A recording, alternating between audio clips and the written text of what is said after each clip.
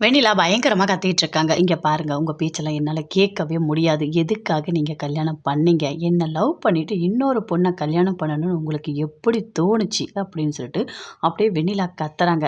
"இங்க பாரும்மா, நல்லா புரிஞ்சுக்கோ. இவன் கல்யாணமே பண்ணிக்க மாட்டான்னு சொல்லிட்டு தான் இருந்தான். நாங்க தான், ஏன்டா இவ்வளோ நாள் இப்படி கல்யாணம் பண்ணிக்காம இருக்க? அந்த பொண்ணு தான் இப்போ உயிரோட இல்ல. நீ வேற பொண்ண கல்யாணம் பண்ணிக்கோ. அப்பதான் நீ நல்லா இருப்பன்னு சொல்லிட்டு நாங்க தான் அவனுக்கு அழுத்தம் குடுத்தோம். அதிகமா அவன போட்டு டார்ச்சர் பண்ணோம். அதனால தான் அவன் காவேரிய கல்யாணம் பண்ணான்." அப்படின்னு பாட்டி சொல்றாங்க. "ஓ! அப்போ உங்க தாத்தா, பாட்டிக்காக தான் நீ கல்யாணம் பண்ணியிருக்க. ஆனா நானா இருந்தா என்ன தெரியுமா பண்ணுவேன்? காலம் ஃபுல்லா உனக்காக நான் காத்துக்கிட்டு இருந்திருப்பேன். நான் இன்னொருத்தவன கல்யாணம் பண்ணியிருக்கவே மாட்டேன். நீ எப்படி கல்யாணம் பண்ண? உனக்கு எப்படி அப்படி ஒரு எண்ணம் வந்தது?" அப்படின்னு சொல்லிட்டு வெண்ணிலா அப்படியே கத்துறாங்க. "வெண்ணிலா, உன்கிட்ட நான் புரியிற மாதிரி தானே சொல்றேன். நான் வேணும்னு பண்ணல. எல்லாமே நடந்துடுச்சு. இனிமே நான் உன்னோட விஜய் இல்ல. தயவு செய்து நீ புரிஞ்சுக்கோ." அப்படின்னு விஜய் சொல்றாரு. "இங்க பாரு விஜய், இந்த மாதிரி இன்னொரு வாட்டி நீ பேசாத. தயவு செய்து நீ பேசாத. என்னால தாங்கவே முடியல. நீ என்னோட விஜய். நான் யாருக்காகவும் விட்டுக் கொடுக்க மாட்டேன்." அப்படின்னு வெண்ணிலா சொல்றாங்க. "ஏன் வெண்ணிலா, உனக்கு நான் உன்னை சொல்றது கொஞ்சமாவது புரியவே இல்லையா? ஏன் நீ இப்படி பண்ணிட்டு இருக்க?" அப்படின்னு சொல்லிட்டு அப்படியே கத்துறாரு. "ஆமா, நான் அப்படிதான் கத்துவேன்." அப்படின்னு சொல்லிட்டு அப்படியே வெண்ணிலா கத்திட்டே இருக்காங்க. அதை கேட்ட உடனே அப்படியே பயங்கர சந்தோஷப்படுறாங்க ராகினி. "சூப்பர், சூப்பர் வெண்ணிலா, நீ பண்றது எல்லாமே நல்லா இருக்கு. சூப்பரா இருக்கே இதெல்லாம் பார்க்கும்போது." அப்படின்னு சொல்லிட்டு ரொம்ப சந்தோஷப்படுறாங்க ராகினி. "இங்க பாரு வெண்ணிலா, நான் வேணும்னு எதுவுமே பண்ணல." அப்படின்னு விஜய் சொல்றாரு. "காவேரி ரொம்ப ரொம்ப தங்கமான பொண்ணு தெரியுமா? உன்னை அந்த ஆசிரமத்துலேருந்து கூட்டிட்டு வந்ததே காவேரி தான்." அப்படின்னு விஜய் சொல்றாரு. "காவேரி ரொம்ப நல்ல பொண்ணு." அப்படின்னு சொல்றாரு. "ஓ! காவேரி நல்ல பொண்ணா? அப்பன்னா நான் கெட்ட பொண்ணா?" அப்படின்னு சொல்லிட்டு வெண்ணிலா சொல்றாங்க. "ஐயோ வெண்ணிலா, நீ எல்லாத்தையுமே தப்பா புரிஞ்சுக்கிற. நான் அந்த மாதிரிலாம் சொல்லலை." அப்படின்னு விஜய் சொல்றாரு. "இங்க பாருங்க, காவேரி நல்ல பொண்ணு என்கிட்டயே நீங்க சொல்லிட்டு இருக்கீங்க. நானும் தான் உங்களுக்காகவே வாழ்ந்தேன். உங்களுக்காகவே நான் நினச்சிட்டு இருந்தேன். உங்களுக்கு ஒன்று தெரியுமா? எங்கள் அம்மா அப்பா இறக்கும்போது எனக்கு எவ்வளோ கஷ்டம் இருந்தது தெரியுமா? சரி, நான் தான் கோமா ஸ்டேஜுக்கு போயிட்டேன். ஏதோ எல்லாருமே மறந்து போச்சு. ஓகே, பரவாயில்ல. என்ன அப்படியே விட்டுருக்க வேண்டியதானே? என்னை எதுக்காக காப்பாத்துனீங்க? எதுக்காக எனக்கு சுய நினைவு வர வச்சீங்க? அப்படியே விட்டிருந்தா நான் ஆசிரமத்திலேயே இருந்திருப்பேன்ல." அப்படின்னு வெண்ணிலா சொல்றாங்க. "ஏன் வெண்ணிலா இப்படிலாம் பேசிட்டு இருக்க?" அப்படின்னு விஜய் சொல்றாரு. "ஆமா, எனக்கு இப்போ ஞாபகம் வந்துடுச்சு. இப்போ உங்களை என்னால் மறக்க முடியல. ஆனால் உங்களுக்கு கல்யாணம் ஆயிடுச்சுன்னு சொல்கிறீங்க. இதெல்லாம் என்னால் தாங்க முடியுதா? எதுக்காக என்னை காப்பாத்துனீங்க? எதுக்காக இதெல்லாம் பண்ணீங்க?" அப்படின்னு சொல்லிட்டு வெண்ணிலா அப்படியே கத்துறாங்க. "என்னம்மா, என்ன பேசிகிட்டு இருக்க? ஏதோ உனக்கு நல்லா இருக்கணும்னு நினச்சி இதெல்லாம் பண்ணியிருக்கான். நீ அவனையும் திட்டிகிட்டு இருக்க." அப்படின்னு சொல்லிட்டு பாட்டி சொல்கிறாங்க. "இங்கே பாருங்க, நீங்கள் சொல்கிற எதையுமே என்னால் ஏற்றுக்கவே முடியாது. விஜய், தயவு செய்து என்னை விட்டுட்டு போயிடாத. நீ தான் எனக்கு எல்லாமே." அப்படின்னு வெண்ணிலா சொல்கிறாங்க. "என்ன இந்த பொண்ணு இப்படி பண்ணிகிட்டு இருக்கு?" அப்படின்னு சொல்லிட்டு பாட்டி சொல்கிறாங்க. "கொஞ்சம் அமைதியாக இருமா, புரிஞ்சுக்கோமா." அப்படின்னு தாத்தாவும் சொல்கிறாரு. "இங்க பாருங்க, நீங்க யாருமே என்கிட்ட பேசாதீங்க. விஜய், நல்லா புரிஞ்சுக்கோ. என்னால இதெல்லாம் ஏத்துக்கவே முடியாது. உனக்கு கல்யாணம் ஆயிடுச்சுன்னு என்னால நினைக்க முடியாது. ஏன்னா என் மனசு முழுக்க நீ தான் இருக்க. என்னாலாம் மனச மாத்திக்கவே முடியாது." அப்படின்னு வெண்ணிலா சொல்றாங்க. வெண்ணிலா, ஏன் வெண்ணிலா இப்படி இருக்க நீ? உனக்கு ஒண்ணு தெரியுமா? காவேரியும் நானும் சேர்ந்து வாழ்ந்துட்டோம். இனிமே காவேரி தான் எனக்கு. நான் எந்த காரணத்த கொண்டும் யாரையுமே மனசால கூட நான் நினைக்க மாட்டேன். இப்போ நீ என் மனசுல இல்ல. நீ புரிஞ்சுக்கோ. தயவு செய்து நீ புரிஞ்சுக்கோ. உன்னை நான் அப்படியே போன்னு விட்டுறவே மாட்டேன். தயவு செய்து புரிஞ்சுக்கோ. உங்க அம்மா, அப்பா இறந்துட்டாங்க. அவங்க இருந்து உன்னை எப்படி பார்த்துப்பாங்களோ, அதே மாதிரி நான் உன்னை பார்த்துக்கிறேன்." அப்படின்னு விஜய் சொல்றாரு. "என்ன விஜய், என்னை சமாதானப்படுத்துறியா? என்னோட மனசை மாத்துறதுக்கு முயற்சி பண்றியா?" அப்படின்னு வெண்ணிலா சொல்றாங்க. "ஐயோ வெண்ணிலா, நான் அதுக்காக நான் சொல்லலை. நல்லா புரிஞ்சுக்கோ.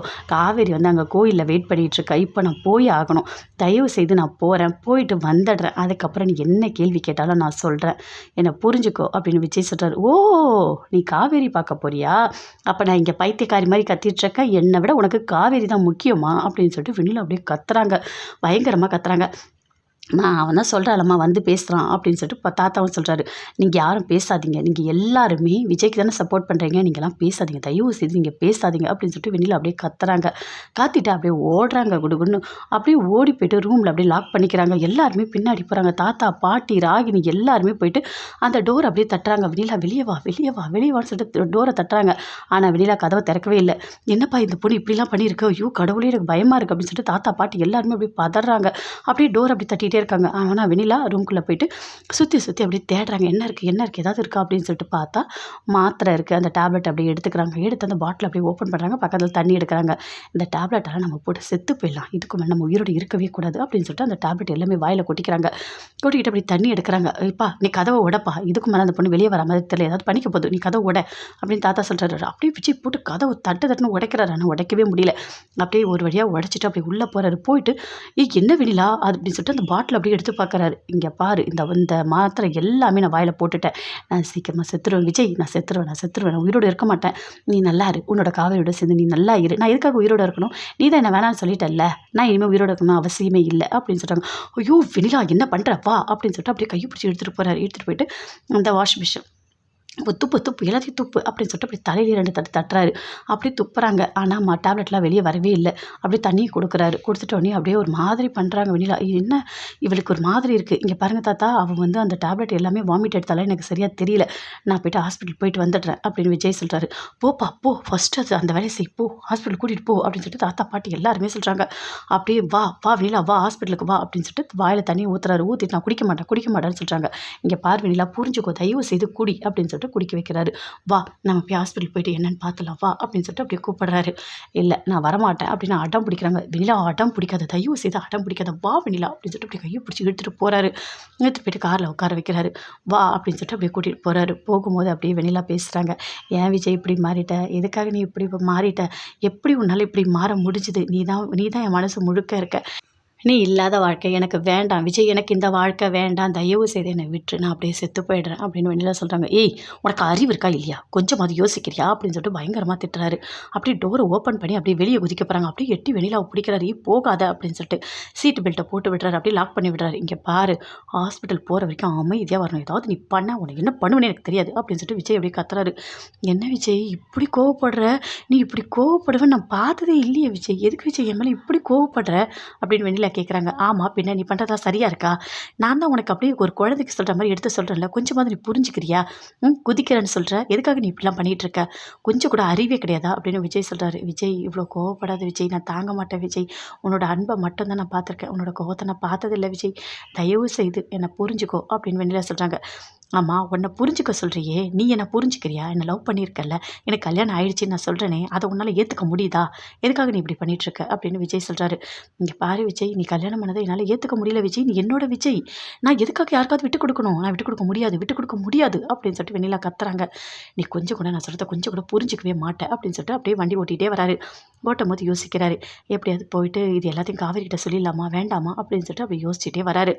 காவேரி கோயிலுக்கு வராங்க. வந்த உடனே சாமி போய் கும்பிடுறாங்க. கும்பிடும்போது சாமி கிட்ட வேண்டிக்கிறாங்க. இங்கே பாருங்கள், எனக்கு என்ன சொல்கிறதுனே தெரியல, நீங்கள் இப்படி ஒரு வரத்தை கொடுப்பீங்க நான் நினச்சி கூட பார்க்கவே இல்லை, நானும் விஜயும் ரொம்ப சந்தோஷமாலாம் வாழ்ந்ததே இல்லை தெரியுமா, அடிக்கடிக்க நாங்கள் சண்டை போட்டுக்கிட்டே இருப்போம், நாங்கள் உண்மையாக வாழ்ந்ததே ஒரே ஒரு நாள் தான், அந்த ஒரு நாளில் என் வயிற்றில் பாப்பா வந்திருக்கு, அதை நினச்சி எனக்கு ரொம்ப சந்தோஷமாக இருக்குது, எனக்கு வாழறதுக்கு ஒரு ஆதாரத்தை நீங்கள் கொடுத்துருக்கீங்க, இனிமேல் எனக்கு வாழவே ரொம்ப பிடிச்சிருக்கு அப்படின்னு காவேரி சொல்கிறாங்க. இங்கே எது செஞ்சாலும் கண்டிப்பாக அதில் ஒரு அர்த்தம் இருக்கும் அப்படின்னு சொல்லிட்டு சாமியை பார்த்து அப்படியே வேண்டிக்கிறாங்க. எனக்கு அவ்வளோ சந்தோஷமாக இருக்குது, இந்த பாப்பாவை நான் நல்லபடியாக பார்த்துப்பேன். இங்கே பாருங்கள், இப்போ என்னோடய வீட்டுக்கார் விஜய் இங்கே வரப்போகிறாரு, வந்த உடனே என் மனசில் இருக்க எல்லாத்தையுமே நான் அவர்கிட்ட சொல்ல போகிறேன், அதை கேட்டோடனே அவர் வானத்துக்கும் பூமிக்கும் அப்படியே குதிக்க போகிறாரு, அவர் அவ்வளோ சந்தோஷப்படுவார்.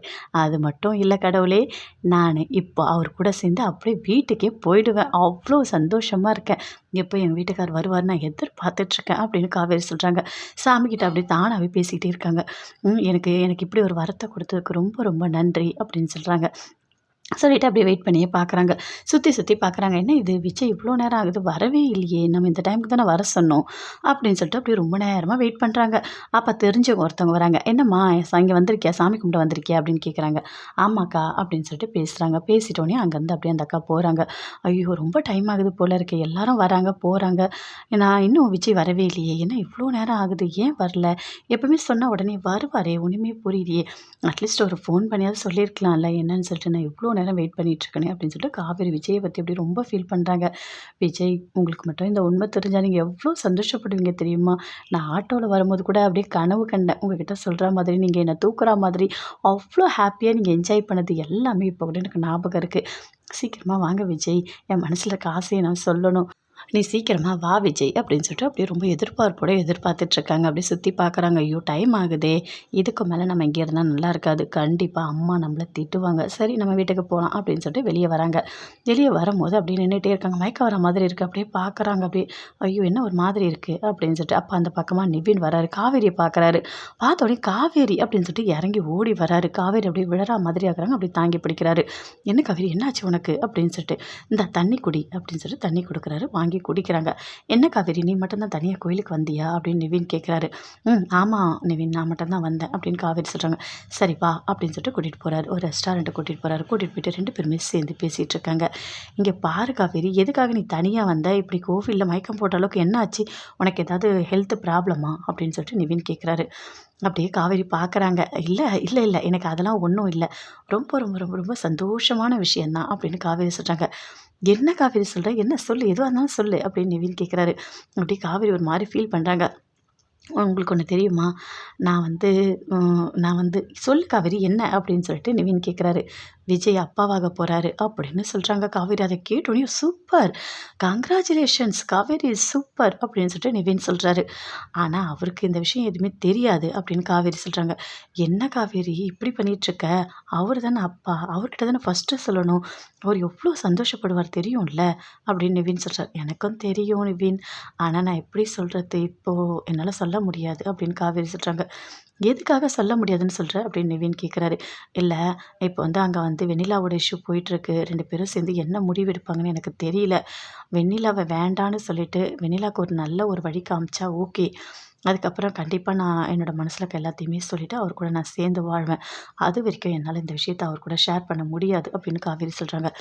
காவேரி வெண்ணிலா பிரச்சனைன்றது சாதாரண பிரச்சனை தானே, அவங்க சரியாயிட்டா கண்டிப்பாக அவங்க போக போகிறாங்க, நீ எதுக்காக போட்டு குழப்பிக்கிற அப்படின்னு நிவின் சொல்கிறாரு. இல்லை அவர் வெண்ணிலாவுக்கு ஒரு முடிவு சொன்ன உடனே கண்டிப்பாக நான் அவர் கூட போய் வாழ்வேன் அப்படின்னு சொல்லிட்டு காவேரி சொல்கிறாங்க. சரி நீ தான் வெண்ணிலாவுக்கு சரியாயிடுச்சுன்னு சொல்கிறல்ல, அப்போ வெண்ணிலாவை அவங்க வீட்டுக்கு அனுப்பி வைக்க வேண்டியது தானே அப்படின்னு நிவின் சொல்கிறாரு. அவரும் அதை தான் சொல்லியிருக்காரு. இப்போ வந்து வெண்ணிலா கிட்ட நேராக எதுவுமே சொல்ல முடியாது, உடம்பு ஏதாவது சரியில்லாமல் ஆகிடும், கொஞ்சம் டைம் கொடுன்னு கேட்டிருக்காரு, அதனால தான் நான் வெயிட் பண்ணிகிட்ருக்கேன் அப்படின்னு காவேரி சொல்கிறாங்க. சரி எவ்வளோ நாள் நீ வெயிட் பண்ணுவ, இப்போ வயிற்றில் வந்து குழந்தை இருக்குன்னு சொல்கிற, அப்படியே வெளியே வயிற்றுலாம் தெரிஞ்சா எப்படி மறைக்க முடியும் அப்படின்னு நிவின் சொல்கிறாரு. அவ்வளோலாம் டைம் எடுக்கும்னு எனக்கு தோணலை, கண்டிப்பாக அதுக்குள்ளே ஏதாவது வெண்ணிலா கிட்ட முடிவு சொல்லிவிட்டு என் கூட சேர்ந்து வாழ வருவார் அப்படின்னு காவேரி சொல்கிறாங்க. இங்கே பாரு காவேரி, நீ நினச்சதெல்லாம் நடந்தால் ஓகே அப்படின்னு சொல்லிட்டு நிவின் சொல்கிறாரு. அதனால ரொம்ப கஷ்டமாக இருக்குது, அவர்கிட்ட சொல்லியிருக்கலாம், அவர் ரொம்ப சந்தோஷப்படுவார் அப்படின்னு நிவின் சொல்கிறாரு. எனக்கும் அடிக்கடிக்கு அந்த கஷ்டம் இருக்க தான் செய்யுது, சொல்லலான்னு நான் நிறைய வாட்டி போனேன், ஆனால் ஏதோ ஒரு வகையில் அது தடுத்துடுச்சு, இப்போ சொல்ல முடியாமலேயே ஆயிடுச்சு அப்படின்னு காவேரி சொல்கிறாங்க. ஓகே ட்ரீட்லாம் இல்லையா அப்படின்னு நிவின் கேட்குறாரு. கண்டிப்பாக அப்படின்னு சொல்லிட்டு ஆர்டர் பண்ணுறாங்க. 2 பேருமே சேர்ந்து சாப்பிட்றாங்க. சாப்பிட்டோன்னே அங்கேருந்து அப்படி போகிறாங்க. ஓகே இங்கே பாருங்கள், இது எங்கள் வீட்டில் இருக்க யாருக்குமே தெரியாது, எங்கள் அம்மாவுக்கு, அக்காவுக்கு, எங்கள் மாமாவுக்கு யாருக்குமே தெரியாது, தயவு செய்து நீங்களும் யார்கிட்டையுமே சொல்லிடாதீங்க, முக்கியமாக யமுனா கிட்ட எந்த வார்த்தையும் சொல்லிடாதீங்க, நானாக டைம் வரும்போது எடுத்து சொல்லிக்கிறேன் அப்படின்னு காவேரி சொல்கிறாங்க. இங்கே பாரு காவேரி, நீ தான் என்கிட்ட சொல்லிட்டல, கண்டிப்பாக நான் சொல்ல மாட்டேன், நீ பயப்படாத அப்படின்னு நிவின் சொல்கிறாரு. ரொம்ப தேங்க்ஸ் நிவின் அப்படின்னு சொல்லிட்டு காவேரி வீட்டில் கொண்டு போய் விடுறாரு. காவேரி அங்கேருந்து அப்படியே போகிறாங்க. நிவின் அங்கேருந்து போகிறாரு. போகும்போது யோசிக்கிறாரு, ரொம்ப சந்தோஷமாக தான் இருக்குது, எப்படியாவது விஜய்கிட்ட இதை சொன்னால் ரொம்ப நல்லாயிருக்கும், ஏன் இப்படி காவேரி இப்படி தள்ளி போடுறாங்கன்னு தெரியலையே அப்படின்னு சொல்லிட்டு நிவின் அப்படியே ஃபீல் பண்ணிகிட்டே அங்கேருந்து போகிறாரு. காவேரி வீட்டுக்கு போகிறாங்க. ஏய் என்னடி எங்கடி போனேன், இவ்வளோ நேரம் ஆகுது அப்படின்னு சொல்லிட்டு சாரதா கேட்குறாங்க. அம்மா கோவிலுக்கு தான்மா போனேன் அப்படின்னு காவேரி சொல்கிறாங்க. என்னது கோவிலுக்கு போனியா, ஏதோ ஃப்ரெண்டை பார்க்க தானடி போகிறேன்னு சொன்னேன் அப்படின்னு சொல்லிட்டு கங்காவும் சொல்கிறாங்க. ஆமாம் ஃப்ரெண்டை பார்த்துட்டு அப்படியே கோயிலுக்கு போயிட்டு வரேன் அப்படின்னு சொல்லிட்டு காவேரி சொல்கிறாங்க. என்னடி உளறிக்கிட்டு இருக்க அப்படின்னு சாரதா கேட்குறாங்க. அதெல்லாம் ஒன்றும் இல்லைம்மா, ரொம்ப நேரம் ஆயிடுச்சு, ஃப்ரெண்டு இல்லை பேசிகிட்டே இருந்தோம், அதான் டைம் போனதே தெரியல அப்படின்னு காவேரி சொல்கிறாங்க. சரிடி இங்கே நிறைய வேலை இருக்குது போய் செய்ப்போ. ஆமாம் வாமிட் எடுத்துகிட்டே இருந்தியே, இப்போ பரவாயில்லையா அப்படின்னு சாரதா கேட்குறாங்க. பரவாயில்லம்மா நல்லா தான் இருக்குது, ஒன்றும் பிரச்சனை இல்லை அப்படின்னு காவேரி சொல்கிறாங்க. ஏய் டேப்லெட் வாங்கி போடுற, நீ போட்டியா இல்லையா அப்படின்னு சொல்லிட்டு கங்காவும் கேட்குறாங்க. போட்டேன்க்கா, இப்போ வாமிட்டே வரல, எது சாப்பிட்டாலும் நல்லா தான் இருக்குது, ஒன்றும் பிரச்சனை இல்லை அப்படின்னு காவேரி சொல்கிறாங்க. சரிடி போய் பார்த்துக்க போ அப்படின்னு சொல்லிட்டு அங்கேருந்து அப்படியே போகிறாங்க. போடி போய் அங்கே இருக்க வேலைலாம் செய்ப்போ அப்படின்னு சொல்லிட்டு சாரதா சொல்கிறாங்க. பாட்டி அப்படியே பார்த்துட்ருக்காங்க, எதுவுமே பேசவே இல்லை. அப்படியே விஜய் காரில் கூட்டிகிட்டே போகிறாரு. கூட்டிகிட்டு போய் ஹாஸ்பிட்டல் கூட்டிகிட்டு போகிறாரு. கூட்டிகிட்டு போய் டாக்டர்கிட்ட நடந்த எல்லாத்தையுமே சொல்கிறாரு. இவங்க வந்து வீட்டில் இருந்த இந்த டேப்லெட் எடுத்து வாயில் போட்டுட்டாங்க அப்படின்னு சொல்லிட்டு. சரி, நீங்கள் வெளியே வெயிட் பண்ணுங்கள், நான் செக் பண்ணிவிட்டு சொல்கிறேன் அப்படின்னு டாக்டர் வந்து வெண்ணிலாவை செக் பண்ணுறாங்க. செக் பண்ணிவிட்டு அது ஃபுல்லாக வாமிட் வர மாதிரி எல்லாமே கொடுக்குறாங்க. வாமிட் எல்லாமே எடுக்கிறாங்க. டேப்லெட் எல்லாமே வெளியே வந்துடுச்சு. அப்படியே பார்க்குறாங்க. பார்த்துட்டு எதுக்காகம்மா இவ்வளோ டேப்லெட் போட்ட அப்படின்னு சொல்லிட்டு டாக்டர் கேட்குறாங்க. எதுவுமே சொல்லவே இல்லை வெண்ணிலா. எல்லாமே சரி பண்ணிட்டு டாக்டர் வெளியே வராங்க. வந்த உடனே விஜய் போய் கேட்குறாரு, என்ன வெண்ணிலாக்கு சரியாயிடுச்சா? ஒன்றும் இல்லைல்ல, நிறைய டேப்லெட் முழுங்கிட்டா, என்னால் அதை வெளியே எடுக்க முடியல அப்படின்னு சொல்லிட்டு விஜய் சொல்கிறாரு. ஒன்றும் இல்லை விஜய், பரவாயில்ல. நாங்கள் எல்லாமே வந்து வாமிட் எடுக்க வச்சுட்டோம். ஒன்றும் ப்ராப்ளம் இல்லை. இப்போ ஓகே, அவங்க நல்லா தான் இருக்காங்க. ஆனால் அவங்க கொஞ்சம் டயர்டாக இருக்கும், கொஞ்சம் ரெஸ்ட் எடுக்கணும் அப்படின்னு சொல்கிறாங்க டாக்டர். அதை கேட்டோடனே நான் பார்த்துக்கிறேன் அப்படின்னு சொல்லிட்டு விஜய் சொல்கிறாரு. வீட்டுக்கு கூட்டிகிட்டு போட்டோமா அப்படின்னு சொல்லிட்டு டாக்டர் சொல்கிறாங்க. இல்லை, ஒரு நாள் அப்சர்வேஷனில் இருக்கட்டும், அதுக்கப்புறம் நீங்கள் கூட்டிகிட்டு போங்க அப்படின்னு சொல்லிட்டு டாக்டர் சொல்கிறாங்க. அங்கேருந்து அப்படியே வராரு. வரும்போது யோசிக்கிறாரு, ஒரு நாள் ஃபுல்லாவா இங்கேயே தான் இருக்கணுமா? பாவம் காவேரி என்கிட்ட பேசணும்னு சொன்னாலே, ஆனால் பேசவே முடியலையே அப்படின்னு சொல்லிட்டு அங்கேயே உட்காந்துட்ருக்காரு. உட்காந்துட்டு அப்படியே ஃபோன் பண்ணுறாரு. ஆனால் காவேரி இப்படி பார்க்குறாங்க. ஓ விஜய், நான் கோவிலுக்கு வர சொன்னால் வரவே இல்லை, இப்போ ஃபோன் பண்ணுறாரா அப்படின்னு சொல்லிட்டு அப்படியே பார்க்குறாங்க. நான் அட்டன் பண்ணி பேசவே மாட்டேன், நான் எவ்வளோ நேரம் வெயிட் பண்ண தெரியுமா, ஆனால் அவர் வரவே இல்லை அப்படின்னு சொல்லிட்டு அப்படி பார்க்குறாங்க. ஃபோன் எடுக்கவே இல்லை. ஏய் காவேரி, ஃபோனை எதுக்காக நீ ஃபோன் எடுக்கவே மாட்டேன், ஏன்டி இப்படி பண்ணிகிட்ருக்க நீ அப்படின்னு சொல்லிட்டு விஜய் அப்படி மனசுக்குள்ளேயே திட்டுறாரு. இங்கே எவ்வளோ பிரச்சனை போயிட்டுருக்கு தெரியுமா? ஐயோ கடவுளே, என் தலையை வெடிச்சிடும் போல இருக்குது, எனக்கு அவ்வளோ கஷ்டமாக இருக்குது அப்படின்னு சொல்லிட்டு விஜய் ரொம்ப ஒரு மாதிரி ஃபீல் பண்ணுறாரு. ஆனால் காவேரி ஃபோன் எடுக்கவே இல்லை. ஐயோ காவேரி அப்படின்னு சொல்லிட்டு ரொம்ப ஃபீல் பண்ணுறாரு. அப்படியே போய் வெண்ணிலாவை எட்டி பார்க்குறாரு. வெண்ணிலா கிட்ட போகிறாரு. போனோடனே வெண்ணிலா அப்படியே கையை பிடிச்சிக்கிறாங்க. இங்கே பாரு விஜய், நான் வந்து உயிரோடு இருக்கணும்னு அவசியமே இல்லை, நான் செத்து போகிறேன், எதுக்காக என்னை காப்பாற்றுறேன், இதுக்காக அடிக்கடிக்கு என்னை காப்பாற்றி இன்னும் எனக்கு கஷ்டத்தை கொடுக்குற அப்படின்னு வெண்ணிலா சொல்கிறாங்க. வெண்ணிலா புரிஞ்சுக்கோ, தயவு செய்து புரிஞ்சுக்கோ, நீ என்னை லவ் பண்ணியிருக்கல, நான் சந்தோஷமாக இருக்கணும்னு நீ நினைக்கிறல்ல, எதுக்காக இந்த மாதிரிலாம் பண்ணிகிட்ருக்க அப்படின்னு விஜய் கேட்குறாரு. ஓ, நீ மட்டும் சந்தோஷமாக இருக்கணுமா? அப்படின்னா நான் சந்தோஷமாக இருக்கக்கூடாதா? என்னோடய விஜய் வேணும்னு நான் நினைக்கக்கூடாதா? நான் எந்த அளவுக்கு உன்னை லவ் பண்ணணும்னு உனக்கு தெரியும்ல அப்படின்னு சொல்லிட்டு வெண்ணிலா சொல்கிறாங்க. எனக்கு தெரியும் வெண்ணிலா, இந்த மாதிரி ஒரு சுச்சுவேஷன் அமையும்னு யாருமே எதிர்பாராமல் நான் காவேரியை கல்யாணம் பண்ணிட்டேன். இனிமேல் காவேரி தவிர என் மனசில் யாருமே இல்லை. அதை நீ முழுசாக புரிஞ்சுக்கோ. கொஞ்சம் டைம் எடுக்கும், ஆனால் புரிஞ்சுக்கோ, தயவு செய்து புரிஞ்சுக்கோ அப்படின்னு சொல்லிட்டு விஜய் சொல்கிறாரு. என்னால் முடியாது விஜய், எனக்கு கோவமாக வருது, என்னால் தாங்கிக்கவே முடியல அப்படின்னு சொல்லிட்டு வெண்ணிலாவுக்கு அப்படியே கோவமாக வருது. இங்கே பாரு, டாக்டர் வந்து ஒன்று செக் பண்ணிட்டாங்க, அவங்க ஈவினிங் வீட்டுக்கு கிளம்பலான்னு சொல்லிட்டாங்க. அது வரைக்கும் நம்ம வெயிட் பண்ணிவிட்டு நம்ம உன்னை கூட்டிகிட்டு போகிறேன் அப்படின்னு விஜய் சொல்கிறாரு. என்னை விட்டுட்டு எங்கேயும் போகாத விஜய், தயவு செய்து எங்கேயுமே போகாத, என் பக்கத்துலேயே உட்காந்துட்டு அப்படின்னு வெண்ணிலா சொல்கிறாங்க. வெண்ணிலா புரிஞ்சுக்கோ வெண்ணிலா, உனக்கு நான் சாப்பிட்றதுக்கு போய் ஏதாவது வாங்கிட்டு வரேன் வெண்ணிலா, இப்படியே பசியோடு இருப்பியா அப்படின்னு விஜய் சொல்கிறாரு. எனக்கு வேண்டாம் விஜய், எனக்கு எதுவுமே வேண்டாம் விஜய், எனக்கு சாப்பாடெலாம் எதுவுமே வேண்டாம் விஜய், உன்னை நான் பார்த்துக்கிட்டே இருந்தாலே போதும் விஜய், எனக்கு வேறு எதுவுமே வேணாம் அப்படின்னு வெண்ணிலா சொல்கிறாங்க. வெண்ணிலா, எத்தனை வாட்டி உனக்கு நான் சொல்கிறது, கொஞ்சம் கூட புரிஞ்சிக்கவே மாட்டேன், நீ இரு நான் வரேன் அப்படின்னு சொல்லிட்டு அங்கேருந்து போய்ட்டு சாப்பாடெலாம் வாங்கி கொடுக்குறாரு. ஆனால் வெண்ணிலா சாப்பிட மாட்டேன்னு சொல்கிறாங்க. ஏன் வெண்ணிலா இப்படியே அடம் பிடிக்கிற அப்படின்னு சொல்லிட்டு சாப்பாடு அப்படியே ஊட்ட போகிறாரு. கொடு விஜய் கொடு, நான் சாப்பிட்றேன் கொடு அப்படின்னு சொல்லிட்டு வெண்ணிலா அப்படியே சாப்பிட்றாங்க. சாப்பிடும்போது அப்படியே யோசிக்கிறாங்க. விஜய், இந்த பாசம் எனக்கு எப்போவுமே கிடைக்கணும்னு நினைக்கிறேன், நீ என்னை விட்டு போகணுன்னு ஏன் விஜய் இப்படி நினைக்கிற? நீ எதுக்காக இன்னொருத்தவங்களை கல்யாணம் பண்ண? என்னால் அதை தாங்க முடியுமா? உன்னை நான் என்னால் இழக்க முடியுமா? ஏன் விஜய் இப்படி பண்ண அப்படின்னு சொல்லிட்டு அப்படி கண்ணுலேருந்து தண்ணியாக வருது. வெண்ணிலா அழாத வெண்ணிலா, தயவு செய்து அழாத வெண்ணிலா, நீ அழுத எனக்கு ரொம்ப கஷ்டமாக இருக்குது அப்படின்னு விஜய் சொல்கிறாரு. உனக்கு கஷ்டமாக இருக்குல்ல, அப்போ எதுக்காக இந்த மாதிரிலாம் என்ன சொல்கிற? என்ன உனக்கு பிடிக்கல, நான் இன்னொருத்தைய கல்யாணம் பண்ணிட்டேன், ஏன் இதெல்லாம் சொல்கிறேன்? நான் உன்னை பிடிக்கலன்னு சொல்லலை வெண்ணிலா, சூழ்நிலை இப்படி அமைஞ்சிடுச்சு, இனிமேல் நான் யாருக்கும் கிடைக்க மாட்டேன்னு தான் சொல்கிறேன் அப்படின்னு விஜய் சொல்கிறாரு. அந்த மாதிரி நீ சொல்லாத விஜய், தயவு செய்து சொல்லாத. இப்போ நீ என்னை காப்பாற்றிட்ட, ஓகே பரவாயில்ல, நீ கூட இருந்தால் காப்பாற்றிட்ட, ஆனால் எப்போவுமே என்னை உன்னால் காப்பாற்ற முடியுமா? நான் வேறு ஏதாவது போய் பண்ணிக்கிட்டா என்ன பண்ணுவேன் அப்படின்னு வெண்ணிலா சொல்கிறாங்க. அதை கேட்டோடனே விஜய் எப்படி ஷாக் ஆகுறாரு. ஐயோ, என்ன இப்படிலாம் பேசிகிட்டு இருக்கா அப்படின்னு சொல்லிட்டு. இங்கே பாரு வெண்ணிலா, எந்த காரணத்தை கொண்டும் சாகணுன்ற முடிவு எடுக்கவே கூடாது, புரியுதா? எந்த சூழ்நிலை, எந்த கஷ்டம் வந்தாலும் அதை நம்ம மீண்டும் ஜெயிச்சு தான் வரணும் அப்படின்னு சொல்கிறாரு. இப்படி தான் விஜய் பேசுவ, நீ இப்படி தான் பேசுவ, என்ன நீ சந்தோஷமாக இருக்கல்ல, உனக்கு பிடிச்ச பொண்ணோடு, அதுவும் நல்ல பொண்ணோடு நீ வாழ போகிற, அதனால் நீ ரொம்ப சந்தோஷமாக தான் இருப்ப. இப்போது எனக்கு நீ அட்வைஸ் பண்ணிகிட்ருக்கியா? என்னோடய இடத்துல இருந்து பாரு, என்னோடய வலி, என்னோடய கஷ்டம் எல்லாமே உனக்கு புரியும் அப்படின்னு வெண்ணிலா சொல்கிறாங்க. வெண்ணிலா, எனக்கு புரியாம இல்ல. எல்லாமே எனக்கு புரியுது. தயவு செய்து புரிஞ்சுக்கோ அப்படின்னு சொல்லிட்டு வெளிய போய் அப்படியே உட்கார்றாரு. அப்படியே வெண்ணிலாவுக்கு கோவமா வருது. யார் அந்த காவேரி? காவேரி இவன் எதுக்கு இப்படி நேசிக்கிறான்? பார்க்கணும். அந்த காவேரியை நான் பார்க்கணும். கண்டிப்பா. உங்க 2 பேரும் சேர்த்து நான் வாழ விடவே மாட்டேன். அது மட்டும் இல்ல. உங்க 2 பேரும் பிரிச்சு விஜய் உன்னை எப்படி கல்யாணம் பண்ணிக்கணும்னு எனக்கு தெரியும். எந்த காரணத்த கொண்டும் உன்ன நான் விட்டுக் குடுக்க மாட்டேன் விஜய். விட்டுக் குடுக்க மாட்டேன். அப்படின்னு சொல்லிட்டு அப்படியே மைண்ட் வாய்ஸ்ல அப்படியே டென்ஷனா பேசிட்டு இருக்காங்க. காவேரி வேலையெல்லாம் செஞ்சுட்ருக்காங்க. செஞ்சு முடிச்சுட்டோனே அப்படி போய் உட்கார்றாங்க. பாட்டி, சாரதா எல்லாருமே சேர்ந்து பேசிட்டுருக்காங்க. "ஏய் இங்க பாருடி, உன்ன அந்த அப்பளம் எல்லாத்தையுமே எடுத்து வைக்க சொன்னேன்ல, எடுத்து வச்சியா?" அப்படின்னு சாரதா கேட்குறாங்க. "அம்மா எப்ப பார்த்தாலும் என்ன ஏதாவது ஒண்ணு சொல்லிட்டே இருக்க. சும்மாவே உட்கார விட மாட்ற" அப்படின்னு காவேரி சொல்றாங்க. "ஆமாண்டி, ஏன் பேச மாட்ட? கோயிலுக்கு போறேன்னு சொல்லிட்டு எவ்ளோ நேரம் கழிச்சு வந்த. வீட்ல இருக்க எல்லா வேலையும் நான் தான் செஞ்சேன்" அப்படின்னு சாரதா சொல்றாங்க. "அம்மா சரிம்மா, நீ திட்டாத, நான் போய் எடுத்து வச்சுட்டு வரேன்" அப்படின்னு சொல்லிட்டு அங்கேருந்து போயிட்டு அப்பளத்தெல்லாம் எடுத்து வைக்கிறாங்க. அப்படியே பார்க்குறாங்க பாட்டி. "ஏன்டி அவள போட்டு இப்படி திட்டிகிட்டே இருக்க? அவ ஏதோ எங்கேயோ வெளிய போயிட்டு வந்தா, விட வேண்டியது தானே" அப்படின்னு பாட்டி சொல்றாங்க. "ஏன் பேச மாட்டீங்க? அப்படிதான் பேசுவீங்க. நான் தான் இந்த வீட்ல ஒருத்தி இருக்கேன்ல, எல்லா வேலையும் நானே செய்யறேன். ஏன்னா நான் தான் இப்ப சின்ன பொண்ணு இல்ல" அப்படின்னு சாரதா சொல்றாங்க. "என்னடி இப்படிலாம் பேசுற?" அப்படின்னு பாட்டி சொல்றாங்க. "பின்ன வேற எப்படி பேச முடியும்? எல்லாரும் வேலை செய்யணும்ல."